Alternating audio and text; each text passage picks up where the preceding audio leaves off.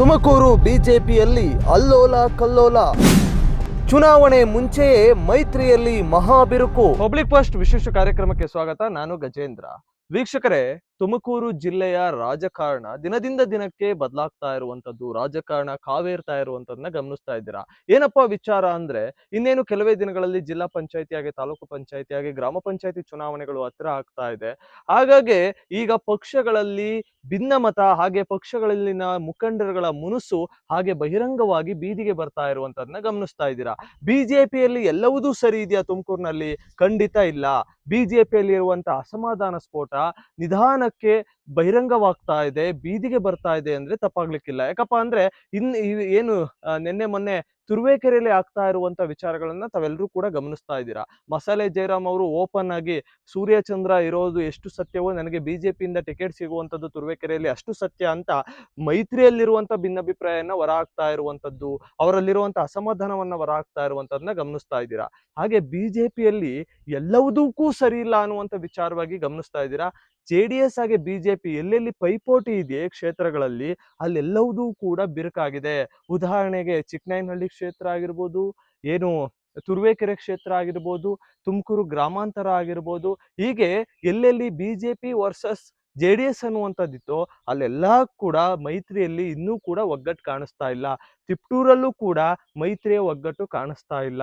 ಇದು ಏನು ಬಿಜೆಪಿಗೆ ಬಹಳ ದೊಡ್ಡ ಮಟ್ಟಿಗೆ ನಷ್ಟ ಆಗ್ಬೋದು ಅನ್ನೋದು ಒಂದು ಕಡೆ ಆದ್ರೆ, ಇನ್ನೊಂದು ಭಾಗವಾಗಿ ಇಲ್ಲಿರುವಂತ ಬಿಜೆಪಿ ನಾಯಕತ್ವವನ್ನ ತೆಗೆದುಕೊಂಡಿರುವ ನಾಯಕರುಗಳು ಸರಿಯಾಗಿ ಕಾರ್ಯನಿರ್ವಹಿಸ್ತಾ ಇಲ್ಲ, ಸಂಘಟನೆಯನ್ನ ಸರಿಯಾಗಿ ಮಾಡ್ತಾ ಇಲ್ಲ ಅನ್ನುವಂಥದ್ದು ಇದಕ್ಕೆ ತಾಜಾ ಉದಾಹರಣೆ ಅನ್ನುವಂಥದ್ದು. ಇದುವರೆಗೂ ಇಲ್ಲಿ ನಾಯಕರಾಗಿರುವಂತ JC ಮಾಧುಸ್ವಾಮಿ ಸಚಿವರಾಗಿದ್ರು, ಹಾಗೆ ತಿಪ್ಟೂರ್ನ BC ನಾಗೇಶ್ ಸಚಿವರಾಗಿದ್ರು, RSS ನ ಕಟ್ಟಾಳು ಬಿಜೆಪಿಯ ಮುಖಂಡ, ಅವ್ರು ಯಾರನ್ನು ಕೂಡ, ಹಾಗೆ ಮಸಾಲೆ ಜಯರಾಮ್ ಆಗಿರ್ಬೋದು, ಅವ್ರು ಯಾರನ್ನು ಕೂಡ ಬಿಜೆಪಿಯಲ್ಲಿ ರಾಜ್ಯ ಮಟ್ಟದ ನಾಯಕರುಗಳು, ಜಿಲ್ಲಾ ಮಟ್ಟದ ಸಂಸದರು ಯಾರೂ ಕೂಡ ಅವ್ರನ್ನ ಬಂದು ಮನವೊಲಿಸುವಂತ ಪ್ರಯತ್ನ ಇಲ್ಲಿವರೆಗೂ ಕೂಡ ಮಾಡ್ತಾ ಇಲ್ಲ.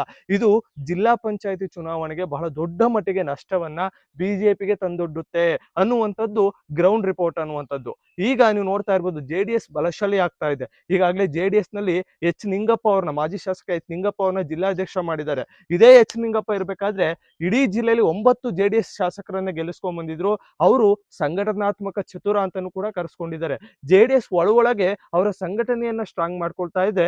ಬಿಜೆಪಿ ಮನೆಯೊಂದು ಮೂರು ಬಾಗ್ಲಾಗಿ ಜಿಲ್ಲೆಯಲ್ಲಿ ತನಗಿರುವಂತ ಅಧಿಕಾರವನ್ನ, ತನಗಿರುವಂತ ಕಾರ್ಯಕರ್ತರನ್ನ ಕಳ್ಕೊಳ್ತಾ ಇದೆಯಾ ಅನ್ನುವಂತ ಪ್ರಶ್ನೆ ಮೂಡ್ತಾ ಇದೆ. ಇದಕ್ಕೆಲ್ಲದಕ್ಕೂ ಕಾರಣ ಸಂಸದರಾದಂಥ V ಸೋಮಣ್ಣ ಅವರು ಸರಿಯಾಗಿ ಬಿಜೆಪಿ ಕಾರ್ಯಕರ್ತರಿಗೆ ಸ್ಪಂದಿಸ್ತಾ ಇಲ್ಲ, ಬಿಜೆಪಿಯನ್ನ ಸಂಘಟಿಸ್ತಾ ಇಲ್ಲ ಅನ್ನುವಂಥದ್ದು ಕೂಡ ಮೇಲ್ನೋಟಕ್ಕೆ ಕಂಡು ಬರ್ತಾ ಇರುವಂತದ್ದು.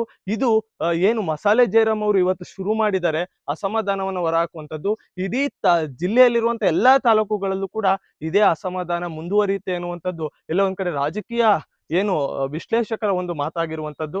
ಕಾದ್ ನೋಡ್ಬೇಕಾಗಿದೆ ಮುಂದಿನ ದಿನಮಾನಗಳಲ್ಲಿ ಬಿಜೆಪಿ ಎಷ್ಟು ಮಟ್ಟಿಗೆ ಇದನ್ನ ಬದಲಾವಣೆಯಾಗಿ ತಂದ್ಕೊಡುತ್ತೆ ಅಂತ. ನೋಡ್ತಾ ಇರಿ ಪಬ್ಲಿಕ್ ಫಸ್ಟ್ ಕನ್ನಡ. ಯೂಟ್ಯೂಬ್ ನಲ್ಲಿ ಸಬ್ಸ್ಕ್ರೈಬ್ ಮಾಡಿ, ಫೇಸ್ಬುಕ್ ನಲ್ಲಿ ಫಾಲೋ ಮಾಡಿ. ನಮಸ್ಕಾರ.